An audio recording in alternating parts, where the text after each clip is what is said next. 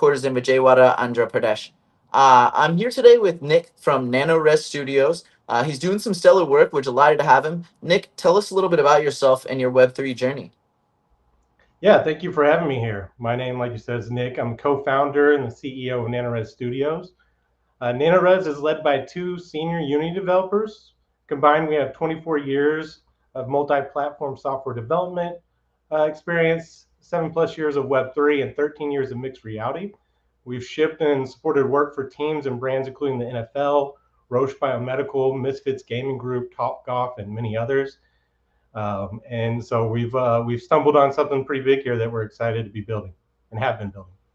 Very cool. And tell us a little bit more about the problem that y'all are, solving for. Yeah, so user-generated content already powers the biggest digital platforms on earth, but the rails underneath it are still closed. And that has a very predictable outcome. If you build something great, it usually dies where it's created. Not Mm, because it stopped being valuable, but because the platform boundary is the end of the road. right. Creators lose years of work to one decision they do not control. A policy changes, a moderation rule shifts, a marketplace closes, a game sunsets, a platform pivots. And suddenly what they've built cannot travel, cannot be updated, and cannot continue earning trust and value. And players feel it too. You know, they grind, they collect, they unlock, they invest time and money. And the moment a title ends or a platform changes direction, their progress becomes nostalgia instead of something durable. And what should have been yours becomes a license until further notice. And that is Mm, not a creator problem. That's not a player problem. That is an infrastructure problem. And it's right. also a developer problem. Mhm. Because inside every silo, teams are forced to rebuild the same invisible scaffolding. So UGC pipelines, entitlement systems, moderation, discovery, permissions, versioning, and monetization rules, all custom, all expensive, all fragile. And almost none of it composes cleanly within the next game or the next partner or the next platform. So everyone pays twice. The creators pay with lost work and lost leverage. Developers pay with years of duplicated engineering, and players pay with value that can disappear overnight. So the result is predictable: fragile creator economics, higher platform risk, and ecosystems that cannot compound.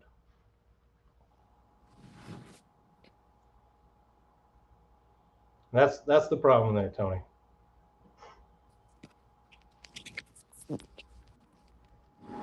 Um, Oh, Nick so we're lost you for a second there.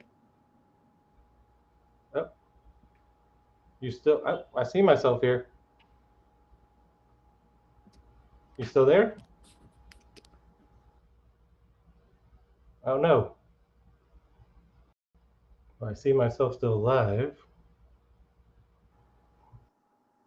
So you still there, Yeah, Tony? sorry, just dropped off for a second. That all sounds, particularly on point. Makes a ton of sense. Really resonates with me as somebody who's a creator. Why don't you go ahead and share your screen? Show us what it actually looks like. Yeah, sure. Let me get that fired up for you guys. And we will dive into what we call Open UGC and beyond. So here we can see our documentation that's been set up. So I'll kind of just begin talking a little bit, and we'll get into a nice little demo here as well. So our basically, we're not trying to replace platforms. We're not trying to tell anyone how to run their business. The fix is not another application. It is a shared ownership layer that any platform can verify and any creator or player can rely on, even when incentives change. So Open UGC and beyond is the belief that user generated assets should behave like durable infrastructure, not disposable content trapped inside one platform silo. So Mhm. durable means four things to us.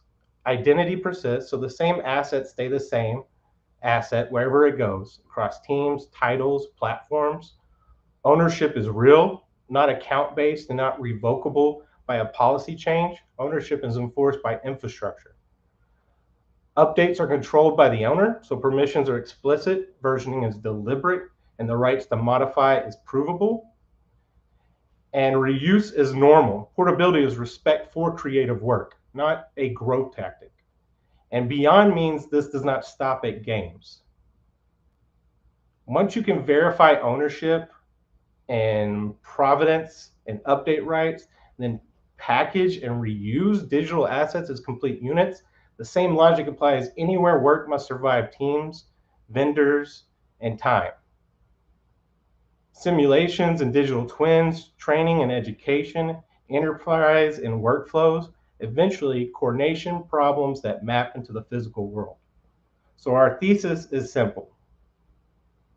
If ownership and provenance depend on one company's database, they die when the incentives change. If ownership and provenance are enforced on open primitives, assets can outlive games, teams, platforms, and ecosystems can finally compound. We're not replacing platforms. We are giving platforms, developers, creators, and players a shared foundation that sits beside existing systems so what people can build can last. And to kind of dive into our stack a little bit, to solve the problem without becoming another gatekeeper, we built this as a modular stack. 2 protocols, 2 tools. Each piece has one job, each piece is optional.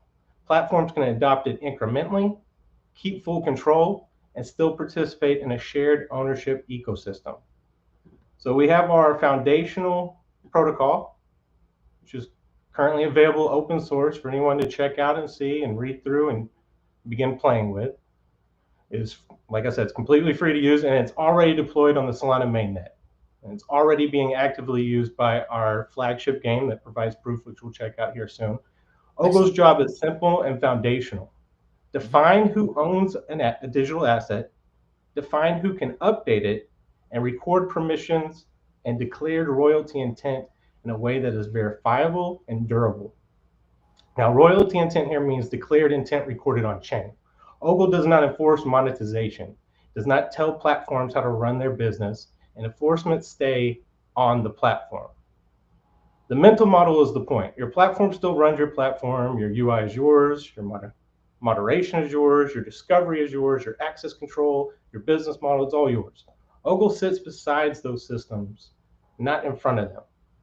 It gives creators and players something that the industry rarely provides, which is ownership and update rights that can survive beyond one game, one team, or one platform. Now let's go a little into our adoption tool here. This is the second piece. This is the Solana tool belt for Unity, which again is available today and can already be worked into Unity applications. It's very nuanced. I have not seen Solana Kit specifically for Unity. Very cool. Yeah, and and that's the advantage we have as a team is we've been in the Unity ecosystem for so long. We know so many players. We've played with so many tools and built so many things, and we feel like this is a community that's been missing out on the fun, and we really want to bring this to them in an easy way that doesn't create any kind of financial risk to them. Yeah, I appreciate you saying that, Tony. Mm-hmm. Open infrastructure only matters if it is usable by real teams under real deadlines. The Solana tool belt for Unity exists to remove friction so Unity developers can integrate Ogle flows without rebuilding their stack. The tool belt is not magic. It is orchestration and developer ergonomics. So no custom wallet logic required to get started. No RPC plumbing is required, and no bespoke indexing requirement to begin verifying and using owned assets. Unity developers retain control of UX, policy, moderation, monetization, while gaining a verifiable ownership layer that is constant across apps. The Solana tool belt for Unity is already available for free, open source. Developers can begin experimenting, like I said, with Open UGC and beyond without any financial risk right now. So clutch. Yeah. Very cool. Thank you. I love the way y'all have structured things. Very methodical. I appreciate that. Yes. We've learned very early on as engineers that you got to modularize your work, and separate your responsibilities. Absolutely. So yep. Appreciate that. Third piece is what we call the composition protocol. This is OPP. So ownership alone is not enough. To make real use across games and platforms, you need a way to move owned things together as complete and reusable bundles. So OPP stands for Open Package Protocol. So OPP packages Ogle-owned assets together with other files that make them usable. So metadata, code, images, models, animations, audio. It's kind of like the APK in the Android world. And each of these packages include a machine-readable software bill of materials that declare three things: which assets are included, who owns each one, and the intended revenue split rules for the different monetization models. So those rules are declarations, not enforcement. OPP does not move money, platforms do. OPP makes ownership and revenue intent legible and audible, so platforms can enforce monetization consistently without trust or manual accounting. So the triangle stays clean.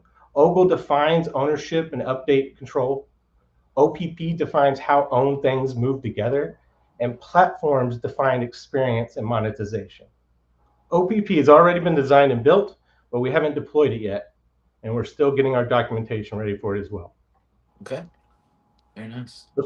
And the final piece is the creator on ramp. So this is DC3.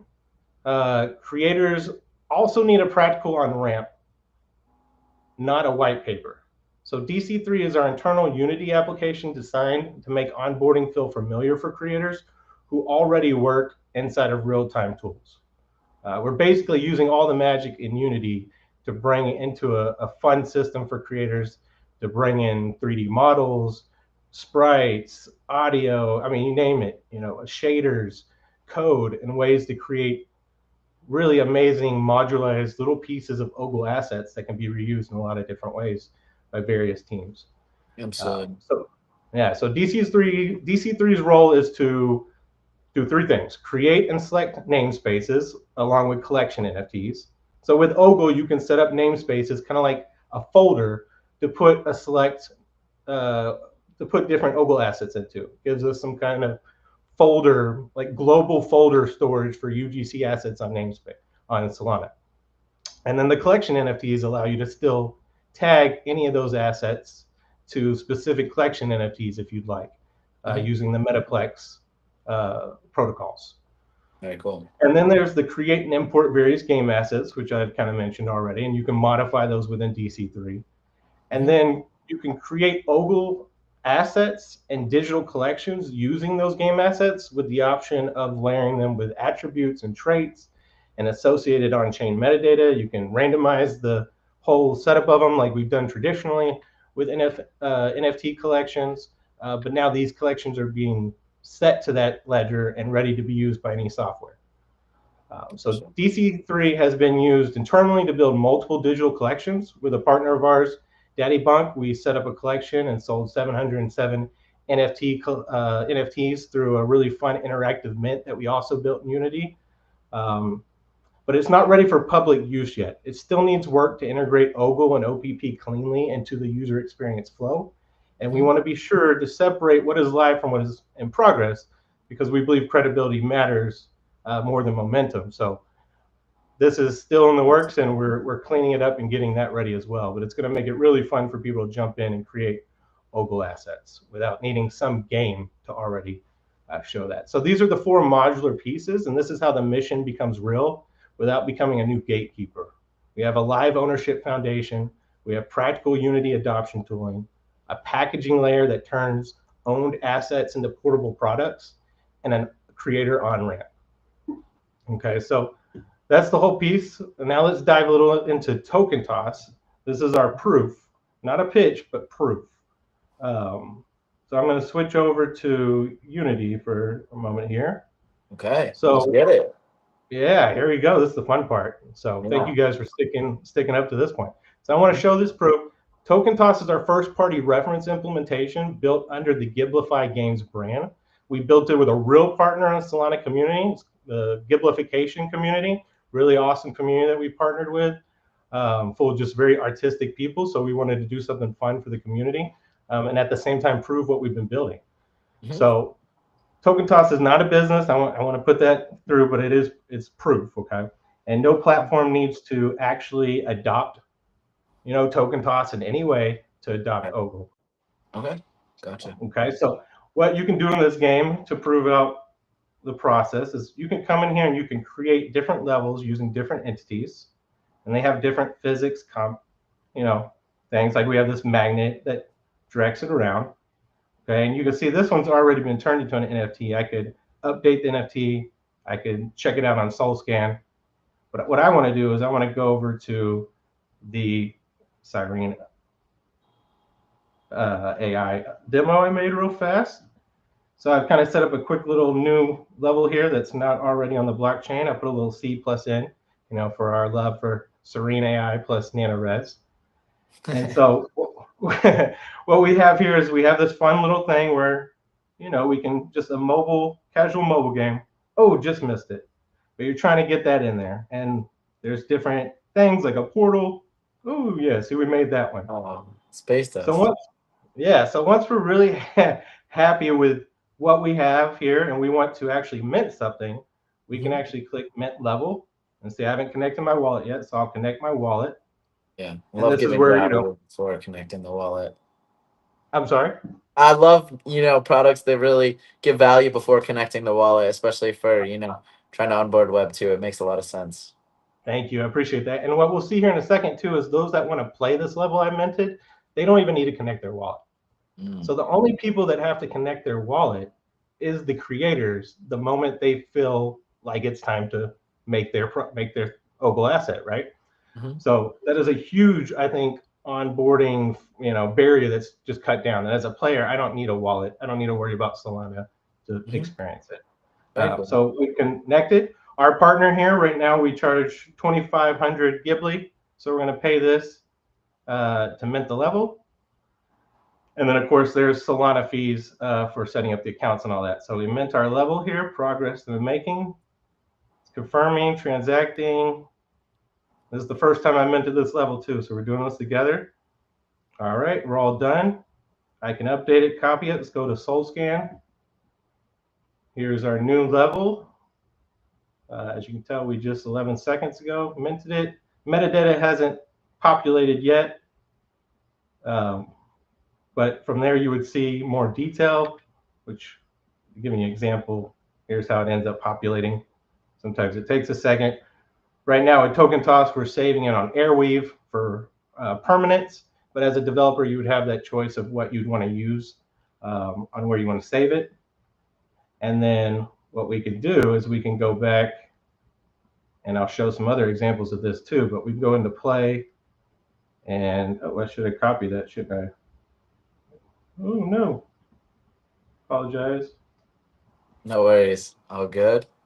There we go. Let me copy that. So now I got the token address. And I'm going to paste that in there and load the level. And there's our new level. So it pulled in that data. So we can build anything we want, right, within the boundaries of this game. But when it comes to, there's so many more games we want to build that'll just make this amazing. Yeah. It opens, such an abundance of potential within like the levels and the orchestration of those levels for these games. Oh, 100%, 100%. And to clear this, so there's nothing funny going on, I want to go back in and I'll show you how we can load some of the older levels real fast. So there's no question on like, well, maybe that was cache because you just built it on there. Let's just take one of these random ones because these aren't cached in here. And anyway, and just real fast, we'll paste this other one in. And there's another level. So there we go. So now we can choose to play this, show it off. What we'll be doing pretty soon with Giblification, and to kind of give you a practical way how communities can use this to build, is we're going to have a contest. I'm going to put a new level together real quick, put it out there for people to load, and the first 3 people to beat it and send us confirmation that they beat it, we're going to give them some Solana. So anyone can pick up, adopt that, play with that, and build it. Absolutely. We have a few minutes left. A couple more questions. Tell us a little bit more about the product roadmap. Yeah, I wish I had a something visual for you guys to see here. No But worries. what's going on right now is we're very focused on getting OPP deployed. We want to get that in there. We're working on taking Token Toss to the next level to bring OPP in so people can build bundles of levels, not just a single level, but put those bundles of levels together. That could be a combination of other people's levels and show how that works to where that money gets split correctly and players can run through a linear path of levels. We really want this game to be taken over by level creators and not us building our own levels. And then, of course, there's the so once we get that done, we want to get DC3 up and running so people can begin having fun creating random Ogle assets and having fun, playing with that side of things as well. And then on top of that, we are building our own platform as well that we want to showcase as a way for building a platform around all this. So that's definitely on our works as well, and that's what we're doing with our Daddy Bug partners. Okay, that's excellent. Tell us a little bit more about the token utility. Yeah, so the token utility will be governance for one, and it'll also be for working into all these projects that we're working with people. All these our own IP and our partnership IP. We've negotiated our way into being able to work in that token with their own games as well. Okay, excellent. Anything else you'd like to show us in the platform? I just encourage you guys to come check out the documentation. Really, Right. there's So something many for different everybody. use cases, such a plethora of use cases there. Yeah, I mean, it really is something much bigger than it's very deep, and there's a lot of roles that take place in it, and it's not something that is just going to be us being able to make it happen. It takes a village. So we're trying to make it very easy to bring people on. We have a Discord as well that you can go to from our website, and you can join our Discord. We'd love to talk to you, talk about what you guys are building, how we can help integrate what we're doing into it. We're trying to shift Solana out of this PvP economics, player versus player, and do a pump player. We got to bring the industry to that to give it what it's really all about. And so we're big believers in helping others get there as well. That's fascinating. Where can we find out more about you, the team, and just the project in general? I know you mentioned Discord. Yeah, come to our website, nanorez.fun, and please join our Discord, follow us on X, check out our documentation. So that's really the best way to get to know us and talk directly. Right. Excellent. Well, greatly appreciate it. It's been super interesting. Love what y'all are cooking up. Very intricate and yeah, super, super next level stuff. So thank you so much, Nick. Thank you, sir. I appreciate y'all's time.